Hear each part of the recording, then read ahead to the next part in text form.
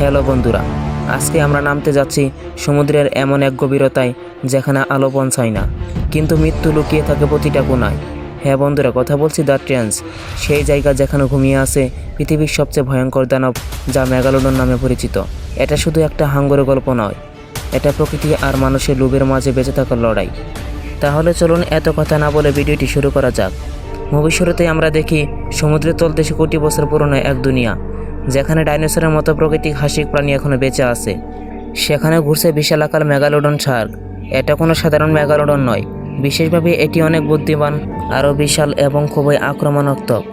মুভির নায়ক Jonas Taylor এখন একটি বিশেষায়িত রেস্কিউ টিমের লিডার।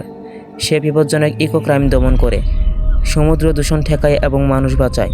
জোনাস এবং জিয়াং ও নায়িকা জিয়াওমিন জাং এর টিমে কাজ করে। জিয়াওমিনের ভাগ্নে মেইন এখন বড় হয়েছে, সে খুব কৌতূহলী। তার চাচা জিয়াওমিন মারা যাওয়ার কাহিনী তাকে গভীরভাবে ছুঁয়ে যায়। দলটি দ্য ট্রেন্স 7000 মিটার গভীর এক রহস্যময় এলাকা, যেখানে যাওয়ার প্রস্তুতি নিচ্ছে, কারণ তারা জানতে চায় মেগালোডন কোথা থেকে আসে। টিমের তারা সবাই মিলে গভীর সমুদ্র তলদেশে যাওয়ার উদ্দেশ্য হলো সেই ভয়ঙ্কর প্রাণীদের কিছু বিশেষ তথ্য জানা। তাদের কাছে একটি বন্দি মেঘ আছে, নাম হাইসা, কিন্তু এটি নিয়ন্ত্রণের বাইরে যেতে থাকে। তারপরও তারা সাবমার্সিবল নিয়ে ট্রেন্সের অভ্যন্তরে যাত্রা শুরু করে। গভীর সমুদ্রের নিচে পঞ্চদল দেখতে পায় বিশাল আকারের সমুদ্র প্রাণী, পাথরের মতো বড় বড় জীবাশ্ম, অদ্ভুত অন্ধকার জল, আর এদের মাঝে ঘুরে বেড়াচ্ছে একাধিক মেঘ। এই জায়গায় মেগালোডন শুধু একা নয়, আর নানা প্রজাতির ভয়ঙ্কর প্রাণী সব।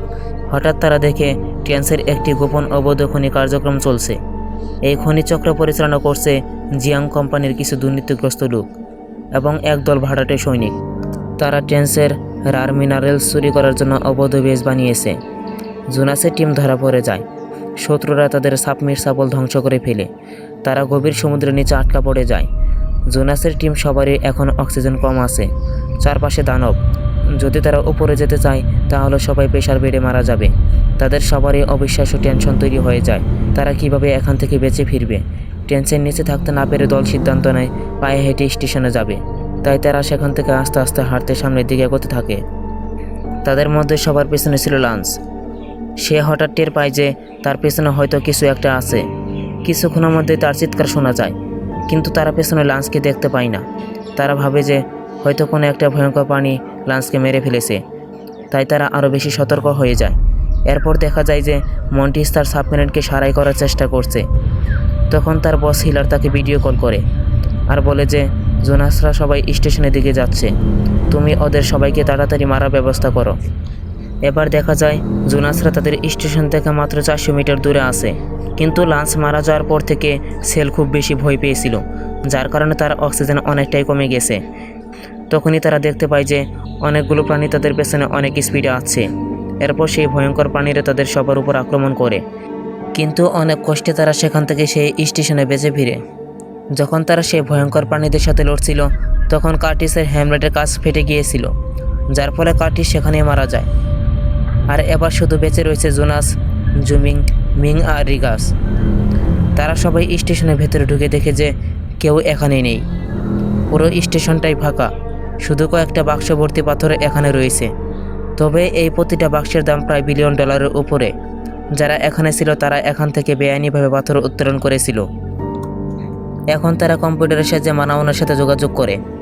তখন মানাউনের কম্পিউটারে ওখানে ছিল জেস। সে তাদের জানায় স্টেশনের শেষ দিকে একটা রুমে 2টো ইমার্জেন্সি স্কেপ আছে, তোমরা সেইগুলোর সাহায্যে উপরে উঠে আসতে পারবে। তার কথা শুনে জোনেসরা তাড়াতাড়ি ওই রুমটাতে চলে যায়, কিন্তু তারা ওই রুমের ভিতরে ঢোকার পরে সেখানে দরজা নিজে থেকে বন্ধ হয়ে যায়। আসলে জেস ইচ্ছা করে তাদেরকে এখানে আটকে দিয়েছে। জেস জোনাসদের সাথেই কাজ করে, কিন্তু জোনাসদের জেস বলে আমি এই স্টেশনের কন্ট্রোল নিজের হাতে নিয়ে নিয়েছি, আর বলে তোমরা যদি এখান থেকে বাঁচতে চাও তাহলে আমাদের সাথে হাত মিলিয়ে নাও। কিন্তু জেসের কথা না শুনলে জেস তাদেরকে মারার জন্য রুমটার ভিতরে জল ছেড়ে দেয়। এবার হিলার বলে আমরা তোমার টেকনোলজি ব্যবহার করে আর কোটি কোটি টাকা কামাবো। এখন তোমার কাছে বাঁচার জন্য একটাই রাস্তা রয়েছে। তারা যেখান দিয়ে স্টেশনে ঢুকেছিল ঠিক সেখানে যেতে হবে। সেখানে রুমের দরজা খোলার একটা সুইচ রয়েছে। জোনাস ঠিক করে যে সে নিজেই এ বড় ঝুঁকিটা নেবে। সে অনেক কষ্টে সেই রুমটার মধ্যে ঢুকে যায়, কিন্তু সেখানে ফেরা মাত্রই অজ্ঞান হয়ে যায়। আর জ্ঞান ফেরা মাত্রই দেখে যে মন্টিস তার সামনে দাঁড়িয়ে আছে। জোনাসের ওপর মন্টিসের আগে থেকে রাগ ছিল, কারণ মন্টিসকে কয়েক বছর আগে সে জেল খাটিয়েছে। এরপর তাদের মধ্যে লড়াই শুরু হয়ে যায়। অনেকক্ষণ লড়ার পর জোনাস মন্টিসকে হারিয়ে সেই ম্যানুয়াল সুইচটা চাপ দেয়, যার ফলে তাদের টিমের সবাই প্রাণে বেঁচে যায়। এরপর সেখান থেকে তারা মন্টিসের সাবমেরিনটা দেখতে পায়। তারপর তারা সাবমেরিন দিয়ে সেখান থেকে চলে আসে আর সেখানে দেখে যে সেই ভয়ঙ্কর মেঘটা। সেখানে তাদের সবাইকে জোনাস ছেড়ে যেতে বলে, কিন্তু তাদের কথায় কেউ কান দিচ্ছিল না। হঠাৎ দেখেছে সেই মেঘটা অনেক দ্রুত সামনের দিক এগিয়ে আছে। জলের মধ্যে একটা বুট চলতে থাকা অবস্থায় তাদের ওপর সেই প্রাণীটা ঝাঁপিয়ে পড়ে এবং দুজন মানুষকে খেয়ে ফেলে। তাই জোনাস এই পরিস্থিতি দেখে আরও লোকদের বাঁচাতে চলে যায় সেখানে একাই লড়তে। ওদিকে হিলারিকে হেলিকপ্টারে রেখে বাকিরা সবাই চলে গিয়েছিল সেই প্রাণীটাকে দেখার জন্য। ঠিক সেই মুহূর্তে এক মেগালোডন এসে হিলারিকে হেলিকপ্টার থেকে নামিয়ে কামড় দিয়ে সেখান থেকে জলের মধ্যে টেনে নিয়ে যেতে থাকে এবং হিলারিকে মেরে ফেলে। তারপর জোনেসের টিমের দুজন লোক হিলারি হেলিকপ্টারের দিকে আসতে থাকে, দেখে যে একটা মেগালোডন সেখানে ঘোরাফেরা করছে। তাই জোমেন দূর থেকে সেই প্রাণীটাকে ভয় দেখাতে থাকে। প্রাণীটা ভয় পেয়ে সেখান থেকে দূরে যেতে থাকে আর সেই সুযোগে হেলিকপ্টারে উঠে বসে। ঠিক সেই সময় মেঘ জোমেনের উপর আক্রমণ শুরু করে, তবে তারা কোনোভাবে হেলিকপ্টারে উঠে বসে এবং সেখান থেকে তাদের হাত থেকে বেঁচে ফিরে। এদিকে জোনাস আর সেই মেঘের মধ্যে পাল্টাপাল্টি লড়াই চলছিল। যখনই আরেকটা মেঘের উপর অ্যাটাক করতে যাবে তখনই মন্টিস সেখানে চলে আসে আর তার দিকে গুলি ছুটতে শুরু করে, কিন্তু জোনেস তার শরীর বাঁচিয়ে সোজা মন্টিসের কাছে চলে আসে আর তাকে সুযোগ না দিয়েই মন্টিসকে লাথি মেরে ফেলে দেয়। আর সেই সময় মেঘ এসে মন্টিসকে খেয়ে ফেলে। আরেক পাশে অনেকগুলো মানুষ এসব কাণ্ড দেখছিল। ঠিক ওই মুহূর্তে একটা বড় অক্টোপাস এসে মানুষগুলোকে ধরে খেতে থাকে।